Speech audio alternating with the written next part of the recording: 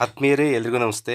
ಮಾನ್ಯ ಪ್ರಧಾನಮಂತ್ರಿಯವರ 2 ಇನ್ಶೂರೆನ್ಸ್ಗಳಾದ PM-JJBY ಮತ್ತು PM-SBY ಈ 2 ಇನ್ಶೂರೆನ್ಸ್ಗಳನ್ನು HRMS-ESSನಲ್ಲಿ ಯಾವ ರೀತಿ ಎಂಟ್ರಿ ಮಾಡ್ತಕ್ಕಂಥದ್ದು ಅನ್ನೋದಷ್ಟು ವಿಚಾರವನ್ನು ಈ ವಿಡಿಯೋದಲ್ಲಿ ತಿಳಿಸ್ಕೊಡ್ತೀನಿ. ಹಾಗೆ ಇದ್ರ ಜೊತೆಗೆ ಪ್ರತಿಯೊಬ್ಬರು ಸರ್ಕಾರಿ ನೌಕರರ ಪೇ ಸ್ಲಿಪ್ಪು ಆಗ್ಬೋದು, ಡಿಡಕ್ಷನ್ಸು, FEA ಇದ್ರ ಬಗ್ಗೆಯೂ ಸಹ ಇದೇ ವೆಬ್ಬಲ್ಲಿ ನೋಡ್ಬೋದು.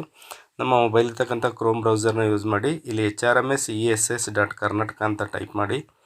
HRMS-ESS.Karnataka ಅಂತ ಟೈಪ್ ಮಾಡಿ. ನೆಕ್ಸ್ಟು ಎಂಪ್ಲಾಯ್ ಸೆಲ್ಫ್ ಸರ್ವಿಸ್ ಅಂತ ಈ ರೀತಿ ವೆಬ್ಸೈಟ್ ಸಿಗುತ್ತೆ. ಸರ್ಚ್ ಕೊಟ್ಟರೆ ಎಂಪ್ಲಾಯ್ ಸೆಲ್ಫ್ ಸರ್ವಿಸ್ ಇದ್ರ ಮೇಲೆ ಕ್ಲಿಕ್ ಮಾಡಬೇಕು. ಅನಂತರ ವೆಬ್ ಪೇಜ್ ಈ ರೀತಿ ಬರುತ್ತೆ. ಲಾಗಿನ್ ಆಗಲಿಕ್ಕೆ ಇಲ್ಲಿ ಕ್ಲೋಸನ್ನು ಕೊಡಿ. ಇಲ್ಲೊಂದು ಫ್ಲಾಫಿ ತೋರಿಸುತ್ತೆ, ಅದೇ ಎಂಟ್ರಿ ಮಾಡಿ ಅಂತೆಲ್ಲ ಇನ್ಫಾರ್ಮೇಷನ್. ಇಲ್ಲಿ ಯೂಸರ್ ID, ಪಾಸ್ವರ್ಡು, ಕ್ಯಾಪ್ಚಾ ಏನಿದೆ ಕ್ಯಾಪ್ಚಾನ ಸೇಮ್ ಟು ಸೇಮ್ ಕೊಟ್ಬಿಟ್ಟು ಇಲ್ಲಿ ಲಾಗಿನ್ ಕೊಡಬೇಕು. ಯೂಸರ್ ID ಬಂದು KGD ನಂಬರ್ ಆಗಿರುತ್ತೆ. ಪಾಸ್ವರ್ಡ್ ನಾವು ಈಗಾಗಲೇ ಕ್ರಿಯೇಟ್ ಮಾಡ್ಕೊಂಡಿದ್ರೆ ಕೊಡಬೇಕು.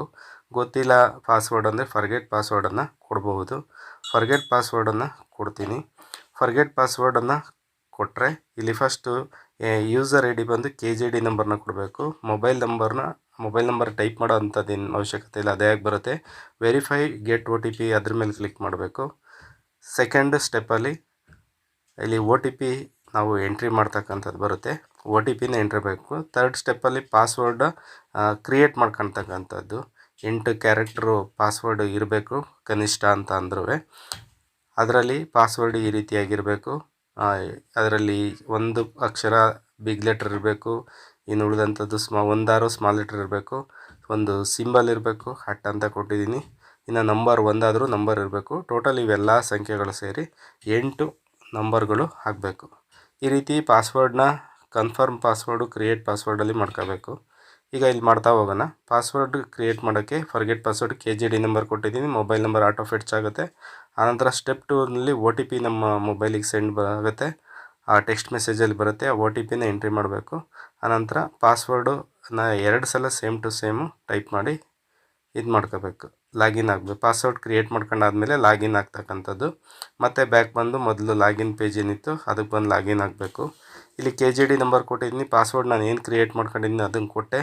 ಇಲ್ಲಿ OTP ಮತ್ತೆ ಬರುತ್ತೆ ಮಧ್ಯದಲ್ಲಿ. ಆ OTPನ ನಾವು ಇಲ್ಲಿ ಶೋ ಆಗ್ತಕ್ಕಂಥ OTPನ ಇಲ್ಲಿ 6 ನಂಬರ್ ಇರುತ್ತೆ, ಇದನ್ನು ಎಂಟ್ರಿ ಮಾಡಬೇಕು.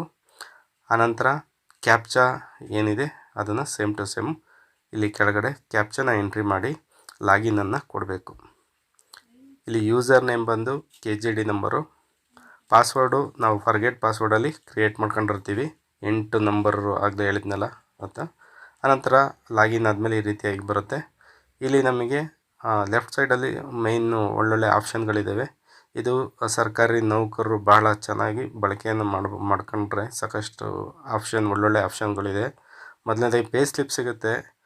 2.5 ವರ್ಷದ ಪೇ ಸ್ಲಿಪ್ ನೋಡ್ಬೋದು. EL ಬ್ಯಾಲೆನ್ಸ್ನ ನೋಡ್ಬೋದು. ಲೋನು ಇದ್ರೆ ನೋಡ್ಬೋದು. ಡಿಡಕ್ಷನ್ಸ್ನ ನೋಡ್ಬೋದು. ನಾವೀಗ ಮಾಡಬೇಕಾಗಿರೋದು PM-JJBY ಮತ್ತು PM-SBY ಈ 2 ಇನ್ಶೂರೆನ್ಸ್ಗಳನ್ನ ಮಾಹಿತಿನ ಎಂಟ್ರಿ ಮಾಡ್ತಕ್ಕಂಥದ್ದು. ಇದಕ್ಕೂ ಮುಂಚೆ ನಾವು ಇದ್ರ ಮೇಲೆ ಕ್ಲಿಕ್ ಮಾಡ್ತೀವಿ. ಇದ್ರ ಮೇಲೆ ಕ್ಲಿಕ್ ಮಾಡಿದ ಮೇಲೆ ಈ ರೀತಿಯಾಗಿ ಪೇಜ್ ಬರುತ್ತೆ. ಇಲ್ಲಿ ನಮಗೆ ಬ್ಯಾಂಕಿಗೆ ಹೋಗ್ಬಿಟ್ಟು ನಾವು ಇದನ್ನು ಇನ್ಶೂರೆನ್ಸ್ 2ಅನ್ನು ಕಟ್ಬಂದಿರ್ತೀವಿ. ಒಂದು ವರ್ಷಕ್ಕೆ 436 ರೂಪಾಯಿ JJBY, ಇನ್ನೊಂದು 20 ರೂಪಾಯಿ SBY. ಅದು ಇವೆರಡು ಕೊಟ್ಟು ಒಂದು ಸರ್ಟಿಫಿಕೇಟನ್ನು ನಮಗೆ ಬ್ಯಾಂಕಲ್ಲಿ ಕೊಟ್ಟಿರ್ತಾರೆ. ನಮ್ಮದು ಸ್ಯಾಲ್ರಿ ಅಕೌಂಟ್ನ ಮಾಡಿಸ್ಕೋಬೇಕು. ಫಸ್ಟು ಸ್ಯಾಲ್ರಿ ಅಕೌಂಟ್ನ ಮಾಡಿಸ್ಕೊಂಡಾದ್ಮೇಲೆ ಈ 2 ಇನ್ಶೂರೆನ್ಸ್ನ ಅದೇ ಬ್ಯಾಂಕಿಗೆ ಹೋಗಿ ನಾವು ಮಾಡಿಸ್ಬೇಕು. ಒಂದು ಇನ್ಶೂರೆನ್ಸು 50 ವರ್ಷದ ಮೇಲ್ಪಟ್ಟವ್ರಿಗೆ ಒಂದು ಬರಲ್ಲ. ಬಿಲೋ 50 ಅಂತ ಕೊಟ್ಟಿದ್ದಾರೆ. ಮೊದಲನೇದು ಯಾವುದು JJBY, ಅದು PM-JJBY 50 ವರ್ಷದ ಒಳಗಡೆ ಇರೋರಿಗೆ ಮಾತ್ರ. ಇದು PM-SBY ಇದು ಎಲ್ಲರಿಗೂ ಬರುತ್ತೆ. ಇದನ್ನು ಸೆಲೆಕ್ಟ್ ಮಾಡಬೇಕು. ಇಲ್ಲಿ ಡೇಟನ್ನು ಬ್ಯಾಂಕ್ ಡೀಟೇಲ್ಸ್ ಕೊಡಬೇಕು, ಬ್ರಾಂಚು, IFSC ಕೋಡು, ಅಕೌಂಟ್ ನಂಬರ್ನ ಎಂಟ್ರಿ ಮಾಡಬೇಕು. ಇಲ್ಲಿ ಮೇಲೆ ಇಲ್ಲಿ ಬ್ಯಾಂಕಲ್ಲಿ ನಮಗೆ ನಾವು ಇನ್ಶೂರೆನ್ಸ್ ಇವೆರಡನ್ನ ಆ್ಯಕ್ಟಿವೇಟ್ ಮಾಡಿಸಿದ ಮೇಲೆ ಬ್ಯಾಂಕಿಗೆ ಹೋಗಿ ಅವ್ರು ಈ ರೀತಿ ಒಂದು ಸರ್ಟಿಫಿಕೇಟ್ನ ಕೊಡ್ತಾರೆ. ಇದು ಒಂದೊಂದಕ್ಕೆ ಒಂದೊಂದು ಕೊಡ್ಬೋದು. 20 ರೂಪಾಯಿಂದು BSY ಸರ್ಟ್ ಇದು ಇನ್ಶೂರೆನ್ಸ್ದು. ಇಲ್ಲಿ ಡೇಟ್ ಆಫ್ ಕಮೆನ್ಸ್ಮೆಂಟ್ ಅಂತ ಇದೆ. ಈ ಡೇಟು ಯಾವತ್ತು ಡೇಟು ನಾವು ಮಾಡಿಸಿರ್ತೀವಿ ಆವತ್ತಿನ ಡೇಟು, ಈ ಡೇಟ್ನ ಅಲ್ಲಿ ನಾವು ಫೀಡ್ ಮಾಡಬೇಕು, ಇದು ಬರೆದಿಟ್ಕೋಬೇಕು. ಈ ಡೇಟ್ ಮಾತ್ರ ನಾವು ಎಂಟ್ರಿ ಮಾಡೋದು. ಇದು ಇನ್ಸೂರೆನ್ಸು 2 ಲಕ್ಷದ್ದು ಸಮ್ ಅಶ್ಯೂರ್ಡ್ ಇರ್ತಕ್ಕಂಥದ್ದು, ಅಂದರೆ ಈ ವರ್ಷಕ್ಕೆ 20 ರೂಪಾಯಿನ ಕಟ್ತೀವಿ. ಇದು ಎಂಡ್ ಡೇಟು ಮತ್ತು ರಿನ್ಯೂವಲ್ ಡೇಟ್ ಅಂತ ಕೊಟ್ಟಿದ್ದಾರೆ. ಇದನ್ನು ಮತ್ತೆ ನಾವು 6 ತಿಂಗಳಿಗೋ ವರ್ಷಕ್ಕೋ ಕಟ್ಟಬೇಕು ಅನಿಸುತ್ತೆ. ಬ್ಯಾಂಕಲ್ಲಿ ಇದನ್ನು ಕೇಳ್ಕೋಬೇಕು.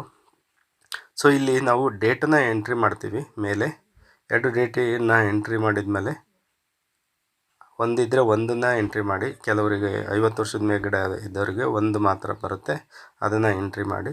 2 ಬಂದರೆ 2ಅನ್ನೂ ಎಂಟ್ರಿ ಮಾಡಿ, ಯಾರಿಗೆ ಅರ್ಹತೆ ಬರುತ್ತೆ ಅದು. ಇನ್ನು ಇವೆರಡು ಎಸ್ಸನ್ನು ಕೊಡಿ. ಯಾವುದು ಒಂದನ್ನು ಎಂಟ್ರಿ ಮಾಡಿದರೆ ಒಂದು ಎಸ್ ಕೊಡಿ, ಇನ್ನೊಂದು ಅದು ತಗೊಳಲ್ಲ, ಸಬ್ಮಿಟನ್ನು ಕೊಡಬೇಕು ಲಾಸ್ಟಿಗೆ. ಇಲ್ಲಿ ಡೇಟ್ ಒಂದು ಎಂಟ್ರಿ ಮಾಡೋದು, ಬ್ಯಾಂಕ್ ಡೀಟೇಲ್ಸ್ ಒಂದು ಎಂಟ್ರಿ ಮಾಡಬೇಕು. ಬ್ಯಾಂಕ್ ನೇಮು, IFSC ಕೋಡು, ಬ್ರಾಂಚು, ಇದಿಷ್ಟು ಅದ್ರ ಇನ್ಸೂರೆನ್ಸ್ ಬಗ್ಗೆ. ಈಗ ಪೇ ಸ್ಲಿಪ್ ಬಗ್ಗೆ ನೋಡೋಣ. ಪೇ ಸ್ಲಿಪ್ನ ಯಾವ ರೀತಿ ನೋಡ್ಕೊಳ್ತಕ್ಕಂಥ ಪೇ ಸ್ಲಿಪ್ ಅದ್ರ ಮೇಲೆ ಕ್ಲಿಕ್ ಮಾಡಿ. ಇಲ್ಲಿ ಮಂತು ಮತ್ತು ಇಯರ್ ಬರುತ್ತೆ, ಸರ್ಚ್ ಕೊಡಬೇಕು. ಒಟ್ಟು 2 ಕೊಟ್ಟು ಮಂತುನ ನಾವು 1 ವರ್ಷದ ಎಲ್ಲ ತಿಂಗಳು ಇಲ್ಲಿ ಶೋ ಆಗುತ್ತೆ. ಇಲ್ಲಿ ಯಾವುದು ಹಳೇದು ನವಂಬರ್ನ ತಗೋತೀನಿ, ಡಿಸೆಂಬರ್ ಇನ್ನೂ ಆಗಿಲ್ಲ. ಸೊ ಇಯರ್ 3 ವರ್ಷದ್ದು ಇಲ್ಲಿ ಸಿಗುತ್ತೆ. ಹಳೇದು 2 ವರ್ಷದ್ದು ಸಹ ನೋಡ್ಬೋದು. ಈ ವರ್ಷದ ಜೊತೆಗೆ ಯಾವುದು ಒಂದು ಇಯರ್ನಲ್ಲಿ ಸೆಲೆಕ್ಟ್ ಮಾಡ್ಕೋಬೇಕು, ನಮಗೆ ಯಾವ್ದು ನೋಡ್ಬೇಕು ಅನ್ಸುತ್ತೆ ಅದು. ನೆಕ್ಸ್ಟು ಸರ್ಚ್ ಆಪ್ಷನ್ ಕೊಡಬೇಕು. ಸರ್ಚ್ ಆಪ್ಷನ್ನ ಕೊಟ್ಟರೆ ಇಲ್ಲಿ ನಮಗೆ ಕೆಳಗಡೆ ನಮ್ಮ ಪೇ ಸ್ಲಿಪ್ ಬರುತ್ತೆ. ಈ ಪೇ ಸ್ಲಿಪ್ನ ನಾವು ಇಲ್ಲಿ ಈ ರೀತಿಯಾಗಿ ನೋಡ್ಕೋಬಹುದು. ಇಷ್ಟು ಇದರಲ್ಲೇ HRMS CSS ಇದೇ ವೆಬ್ಸೈಟಲ್ಲಿ ಸಿಗೋದ್ರಿಂದ ಹೇಳ್ತಾ ಇದ್ದೀನಿ. ನೆಕ್ಸ್ಟು ಲೀವ್ ಬ್ಯಾಲೆನ್ಸ್ನ ನೋಡ್ಬೋದು. EL ಬ್ಯಾಲೆನ್ಸ್ ಎಷ್ಟಿದೆ, ಲೋನ್ ಡಿಡಕ್ಷನ್ಸು, ಲೋನು, ಈ ಥರ FA ಇದೆಲ್ಲದನ್ನು ನೋಡ್ಬೋದು. ಇದ್ರ EL ಬ್ಯಾಲೆನ್ಸ್ನ ನೋಡೋಣ. EL ಬ್ಯಾಲೆನ್ಸ್ ಮೇಲೆ ಕ್ಲಿಕ್ ಮಾಡಿದ್ರೆ ತೋರಿಸುತ್ತೆ ಇಷ್ಟಿದೆ, EL ಇಷ್ಟಿದೆ ಅಂತ ಇಲ್ಲಿ ನಾವು ನೋಡ್ಕೋಬಹುದು ಅಷ್ಟೇ. EL balance. ನೆಕ್ಸ್ಟು ನಾವು ಲೋನ್ ಮತ್ತು ಲೋನ್ಸ್ ಬಗ್ಗೆ ನೋಡ್ಬೋದು.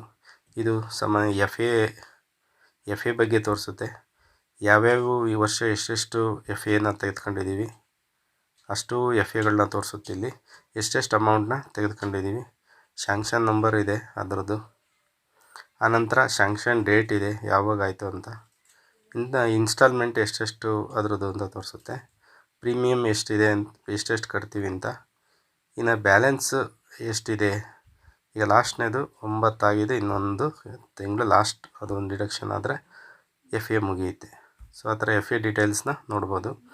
ಇನ್ನು ಡಿಡಕ್ಷನ್ಸ್ ಡೀಟೇಲ್ಸ್ ಅಂತ ಇದೆ. ಇಲ್ಲಿ KJD, GPF, GIS ಈ ಥರದವೆಲ್ಲ ಡಿಡಕ್ಷನ್ಸ್ ಡೀಟೇಲ್ಸ್ ನೋಡ್ಬೋದು. ಇಲ್ಲಿ ಎಲ್ಲವೂ ತೋರಿಸುತ್ತೆ. GPF ಅದರ ರಿಕವರೀಸು, ಲೋನು, KJD ಲೋನು, ನಂತರ ಇದರಲ್ಲೇ ಒಂದು ಸೆಲೆಕ್ಟ್ ಮಾಡ್ಕೊತೀವಿ. ಇಯರ್ನ ಸೆಲೆಕ್ಟ್ ಮಾಡ್ಕೊಂಡ್ರೆ ಯಾವ ವರ್ಷದ ನಾವು ನೋಡಬೇಕು ಕೊಟ್ಟು ಸರ್ಚ್ ಕೊಟ್ಟರೆ ಅದಕ್ಕೆ ಸಂಬಂಧಪಟ್ಟಂತೆ GPF ಎಷ್ಟು ಇದಿದೆ, ರಿಕವರಿ ಎಷ್ಟು, ಪ್ರೀಮಿಯಮ್ ಎಷ್ಟು, ಯಾವ್ಯಾವ ತಿಂಗಳು ಎಷ್ಟೆಷ್ಟು ಕಟ್ಟಾಗ್ತಾಯಿದೆ. ಎಲ್ಲಾದರೂ ನಮಗೆ GPF ಅಲ್ಲಿ ಮಿಸ್ ಆಗಿದ್ದರೆ ಒಂದು ಪ್ರೀಮಿಯಮ್ ಕಂತು ಅಥವಾ KJD ಮಿಸ್ ಆಗಿದ್ದರೆ ಇದು ನಮಗಿಲ್ಲಿ ಗೊತ್ತಾಗುತ್ತೆ, ಸ್ಯಾಲ್ರಿ ಡಿಡಕ್ಷನ್ ಆಗಿರೋದು. ಸೊ ಈ ರೀತಿ